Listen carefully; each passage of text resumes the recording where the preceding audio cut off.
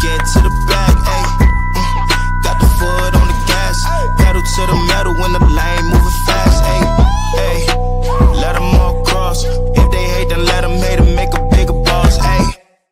What is up, ladies and gentlemen? We are back. We are live. It is the Freight Coach Podcast, the top podcast in transportation, coming to you guys every single weekday, 8:30 a.m. Pacific, 10:30 Central, to break down some industry headlines. But most importantly, you guys provide some actual insight into what you can do with all of this information. If this is your first time tuning in, welcome. This is the real side of freight, ladies and gentlemen.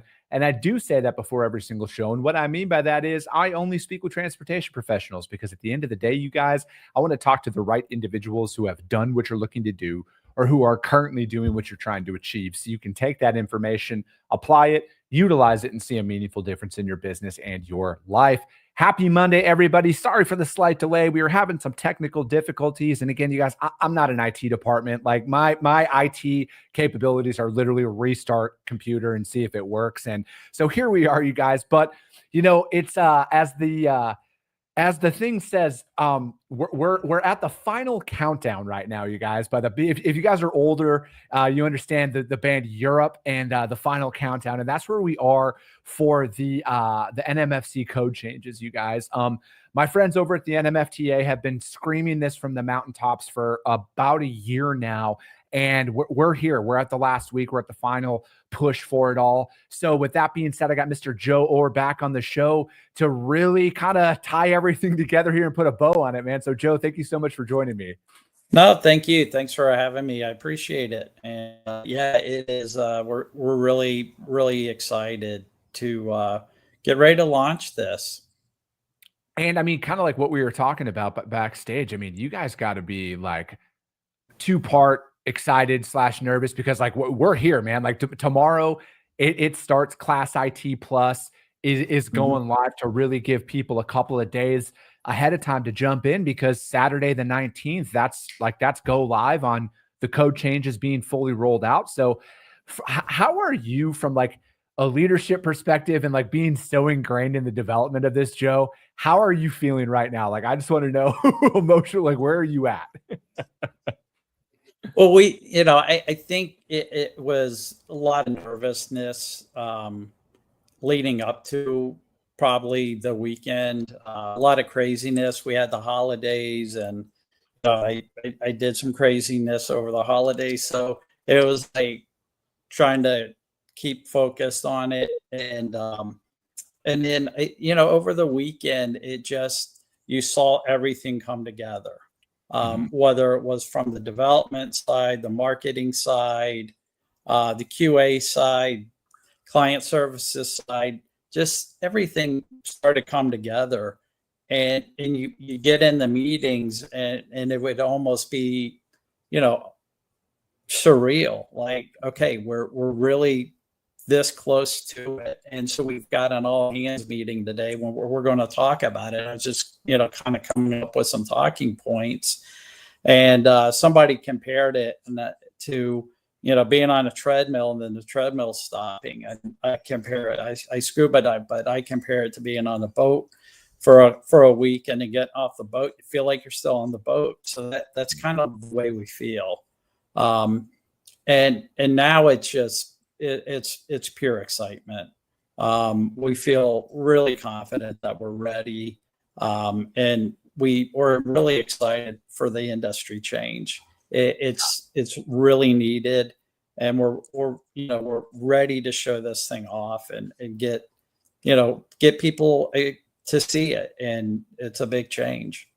No, absolutely. And I, as somebody who's a broker, I'm on the service provider side of things here. And, we only really do full truckload at the end of the day, Joe. And I think like this, with a lot of these changes and where the market is kind of overall right now, I feel like this might open up doors here for brokers in the event that, like, hey, if this was moved LTL, depending on how the cookie crumbles here on like the change with the pricing and the classification, I think this might open up the door where a lot of shippers might look and see like, hey, should we just ship this dedicated, or is there a one pick, two drop scenario now that we can come in? I just feel like if there's anything that I've seen kind of pop up so far of like, hey, what is a shift that could possibly happen to breathe some life back into the freight market? Because I mean, all of the providers that I know out there, they're all looking like, hey, is there going to be anything?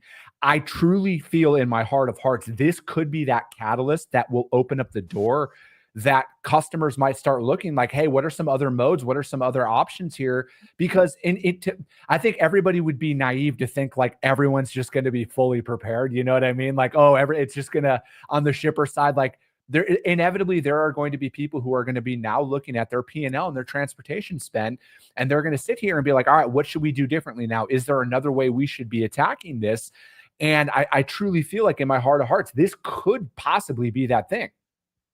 Yeah, I agree. I mean, this has been an opportunity to really look at how you're packaging, how you're shipping your goods, how you're gaining your efficiencies. It's also been an opportunity to reestablish some communication that maybe you hadn't had, to update things. But it's also an opportunity to get some things that maybe were outdated, and to update it and improve your process. But it's just gonna improve your efficiencies.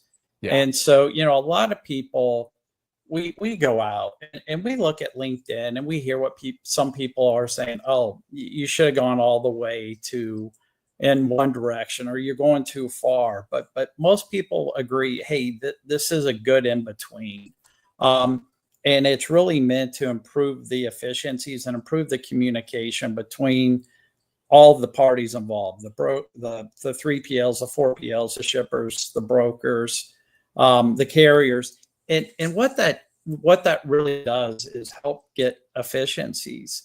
And so, with that, it really can be a kickstart, and it can help you in a lot of cases gain some advantages. Mm-hmm. We do hear, and it was on your show that Averitt mentioned, hey, there may be some shippers that they've tried and they're not as ready as what they think, but we'll work with them.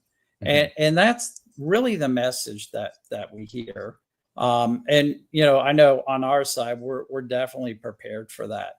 Whether it's on the classification side or the technical side, we're definitely going to be prepared to help. But really what we want to do is simplify. And this is all about simplicity. And that's kind of the world we live in. We want to make things as simple as possible. And so that's what we did with classification, but that's also what we did with Class IT Plus. People want to be able to sit down, get an answer, and make it quick. And if you looked at classification or you looked at the solution, it was complicated. And so we really wanted to simplify it. And when it's simple and it's easy to understand, the adoption rate is going to be higher. And with that higher adoption rate, more people will use it. And when more people use it, it's going to be more successful. No, I couldn't agree more, right? And I also look at it as yes, it might seem chaotic to some in the moment, but what I feel like a lot of people are going to respect after the fact, Joe, is how much easier it is to make changes when it all changes at once, as opposed to like, oh, hey, let's just change these classifications today. And then, in 3 months, we'll change this next, and so on and so forth. And to really go about it to simplify, because you're right. I mean, if there's anything out there that I personally, and again, I use Chris Jolly as an example because I actually work in the industry on this side of things, that had issues with like LTL in the past and being able to provide like solid services, is when things would change after the fact, right? And then now seemingly removing that from happening, right? And I feel like anybody out there who has had those experiences that I had in trying to offer LTL to my prospects and my customers is, hey, now after the fact, like things aren't going to change, or theoretic, I can't say aren't. it should minimize the changes that will happen when you are out there and you're sourcing capacity and quotes and pricing and everything to provide to your customers, that the rate that is now provided is the rate that it should be, unless the entire shipment's completely different from what your customer said at the beginning of the fact, right? But I look at it is this is one of those things that, as a partner, and if you're truly out there looking to add value to your customers, this is going to be the opportunity that you've been looking for, or this was the opportunity to solidify to your customers why you are worth your weight in gold to their operations, because you're going to have them fully prepared for an event like this, because events like this probably aren't going to come around very often, you guys. No, I absolutely agree. And the more prepared you are, the better off you're going to be. And that's one of the things we've really focused on, that is educating the carrier, and then making sure the carrier is educating the shipper, and the brokers are educating the shipper. And so that's one of the things we've really started to see over the last couple of months. We started, and it almost started as a joke, a webinar called Ask Us Anything. Mm-hmm. And we did it once, and we had 500 people join. And it's like, well, let's do it again. And then we started doing it every 2 weeks. And I think total we had over probably 4,000 people join. And it was just ask us anything about Class IT Plus, ask us anything about classification changes. And the questions just kept on coming in. And then the last one we did last week, we did for an hour and a half. And we'd have product on there. We'd have classification leadership on there. And it just shows that people are listening. People are embracing these changes. And they're as excited as we are about the changes. We really didn't get negative comments. Mm-hmm. And there are more changes coming, but this is a bulk of the changes, and we're not going to do changes all the time. We will do some changes about twice a year, but again, nothing will be as big as this change. Yeah. Now, I mean, with that being said, one of those ask you guys anything style shows was there any like repeat question that you guys, was there any like themes that you guys saw kind of coming up? Was it a high volume commodities that are being like, were people coming to you guys like, hey, we move a lot of this commodity, is this being mm-hmm. reclassed? Should we renegotiate with our customers or stuff like that? Yeah. We got a lot of questions about, hey, what about FAKs? We always got questions on mixed commodities. And so we talk about, hey, those aren't changing. That's something we're addressing in the future. We always got questions on how we're on the density calculator. Mm-hmm. So that's something that's in the product. We got a lot of questions typically on integration, and that's something we're really excited about, because Class AT Plus is going to have very robust integration and APIs. And so, whether you're developing your own system or you want to integrate it with a TMS or a billing system or what have you, it'll be there. So it's funny, there's always like 10 questions every time we get asked. And then there'd be new questions that we would never get, that we get asked that were different. And so every time it's like, okay, we think we've been asked everything, then there'd be a new question. Mm-hmm. But there'd always be probably 10 or 11 that every time we would get asked. And that was the tool of the lookup tool, where you'd look at, okay, what are the changes in 2025-1? That was really based on like ask me anything type question is, hey, I'm a shipper, I've got to prepare better, or I'm a broker, I got to get my shipper better prepared. How do I do that? And that really was we got that question so many times, and we kept saying, well, it's easy, just go use the spreadsheet. And we realized, well, it's too complicated. And we could really develop something over the weekend to solve this problem. And you and I have talked, we did that. And I think when we talked, we had 2,000 or 3,000 registered users, and that was our goal. And I think by the time we shut this off, it'll be about 20,000 registered users. Dang. And so that just shows, and I mean, that's one of those things that I still sit back and think 20,000 registered users. That just amazes me. How many people utilize that, classification lookup tool? No, absolutely. And that's the thing is I feel like to have something, even from a like a tech perspective, Joe, where it's like, hey, we can have integration inside of our TMS, and we have this lookup tool. Because I mean, you guys have a fully functional API for this, right? Where like people can go in, and this is going to be integrated into their TMS. And is there going to be a way for, like, if I'm out here and I move the exact same commodity, is there going to be a way, and this might be, something where like a TMS could develop this, but this might also be an option where, hey, this has the same class every single time, like it's the exact same commodity, they don't change anything from this shipper? Is there going to be a way to go in there and save it to where when I'm going in there and looking for a quote, that's just going to be the same? Or do you guys want the users to manually verify that it's class 100 every single time?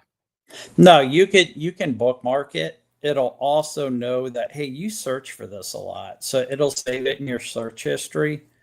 But you can bookmark it. You can bookmark it as an individual. You can bookmark it on behalf of the company. And that was one of the things that, we did doc visits. And before I started, I remember saying, hey, one of the first few weeks, I want to go visit some docs. And what I heard over and over is we utilize about, a customer said, hey, we utilize about 20% of the book. And so one of the goals was, all right, for the people that utilize, whether it's 10% of the book or 20% of the book, how can they create favorites? How can they do bookmarks? If you look at, my browser, for example, there's bookmarks for the things I use a lot. Marriott, whenever the airline Southwest, and I just go to those, right? I don't have to remember them. And so that same concept is in Class IT Plus. It's that company common, but it's also from a user perspective. So I can bookmark things on behalf of myself. I can bookmark things on behalf of the company. But then, what's exciting is then as you're presenting this, people start to realize and come up with good ideas. They're like, oh, for my sales team, I want to create, a list of things that they can use and their company common. And so they'll be able to do that. And then the search will also remember, oh, these are the things that you search for. So it'll have a search history also. So if you let's say you search on the same 5 things, it'll remember that. And then as far as the API, we are allowing local caching. So if you search for the same API, it doesn't even have to go back and hit our server. It'll immediately return that result. So if you're looking for that same commodity over and over, it'll instantly provide that result. Oh, I love it. I got a question here that came through for you guys. Robert Cowton, he's a broker, and he says, in 16 years of moving LTL, I have yet to find a shipper who knew what their NMFC code was. They knew FAK class, but none have access to the NMFTA. How can this gap be closed in the future out there? So, yeah, and that's a great question. And that's what we realized.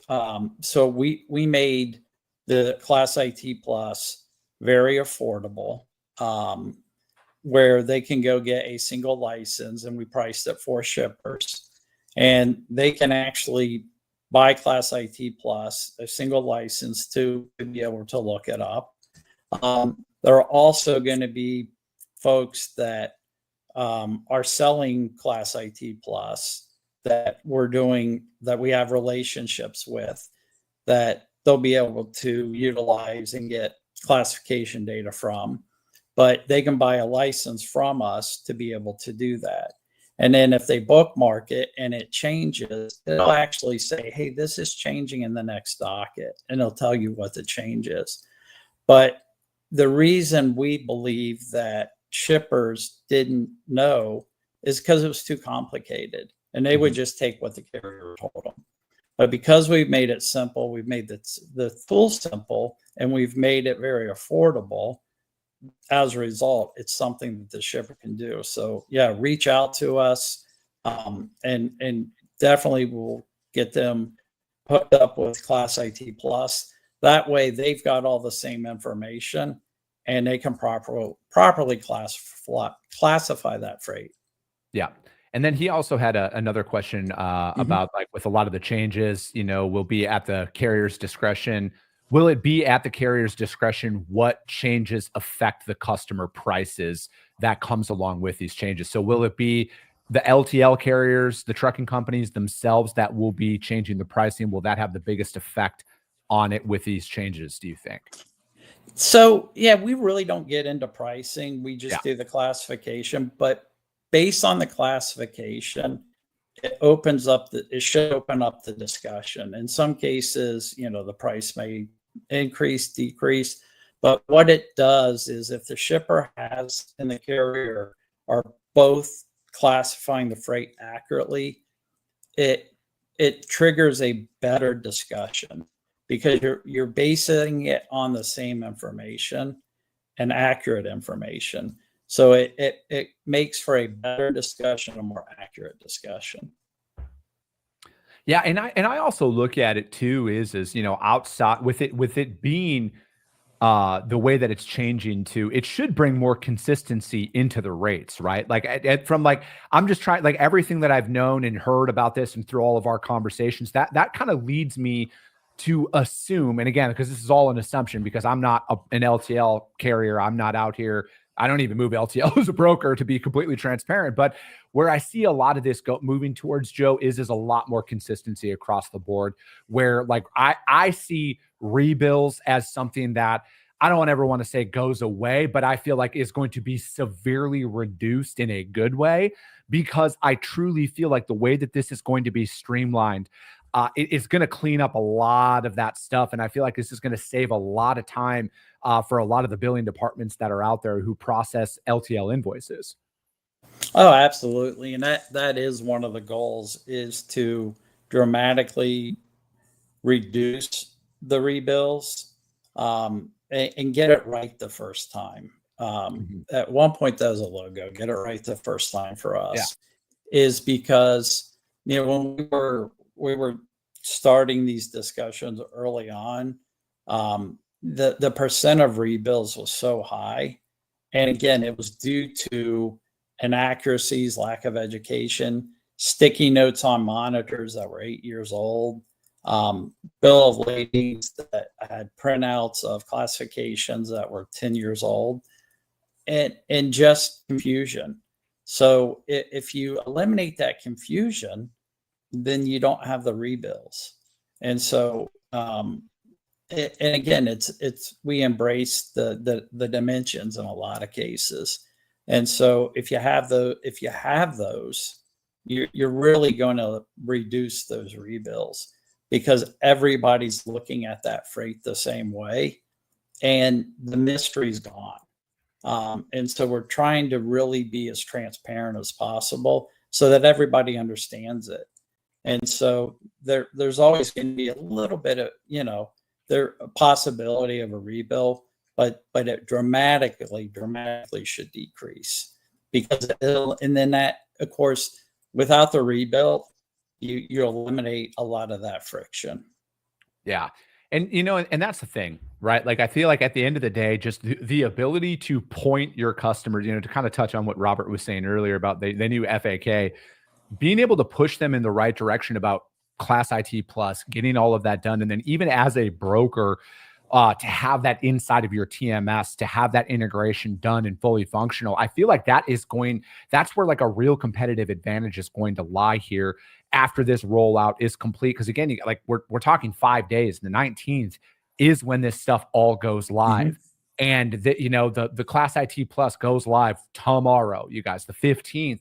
So it's like to kind of get ahead, sign up for that, get in there. You got 4 days to play around before the rollout goes. And I feel like from a competitive standpoint, this is a major opportunity for you to go out there and really start prospecting at a higher level, right? And like I also look at it as a broker, like I would want access to Class IT Plus. If I was moving LTL at a high volume, I would definitely be signed up for this stuff to go in there to any competitive advantage, because from a business development standpoint, post 719, that would be my main leading question. Did your current providers have you fully prepared for the NMFC code changes? Oh, they didn't? Perfect. Well, I have this system that we offer complimentary to all of our customers where we can go in, I can send you whatever you need. So then, you send me your commodities list or your shipments list and you do a case analysis for them.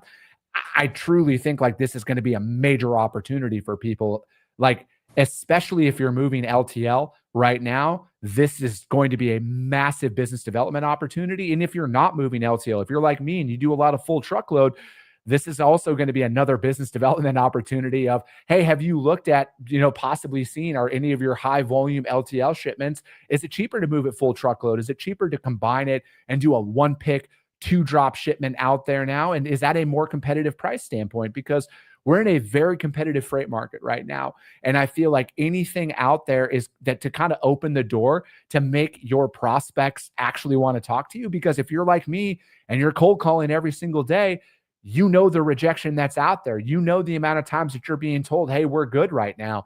This could possibly be that thing that opens up the door and opens up that avenue for service providers to go out there. And I could only imagine what the LTL carriers themselves are going to be doing at this time to go out there and try and capture more business. So I truly think like this is one of those things that you guys have done an absolutely phenomenal job of getting everybody ready. The industry is ready. Like you said, there's 20,000 people signed up for Class IT Plus. So if you don't know about Class IT Plus, this is your like literal last 24 hours, you guys, to get in there before it goes live. And obviously it's going to be open after it goes live for you guys to get in there and sign up for all of that. Appreciate it. And yeah, it's exciting. It definitely will be a competitive advantage to have the knowledge. And that's what we need. And that's all. In the open market, in a capitalistic society, you guys, you need that competitive advantage in any way, shape, or form that you can get. But Joe, how does anybody reach out to find out more about Class IT Plus? And obviously, you guys will put all the links out there in the show notes for you. Yeah, the best way is to go to nmfta.org. And if you go to our main website, you'll see contact us. You'll also see banners and a lot of links to a lot of the things that we talked about. You can also go to www.nmfcchanges.com, or you can email us at classification@nmfta.org, and we'll be happy to help you out. Perfect. Joe, thank you so much for this. And as always, you guys, if you guys can't find anything that Joe had just mentioned out there, hit me up. I will gladly put you guys in contact. But that is going to be it for today, ladies and gentlemen. As always, if you got value in what you heard, subscribe to the show, you guys. And if you're feeling really ambitious after this one, rank the show on iTunes and Spotify, because if you see value, your network's going to see it as well.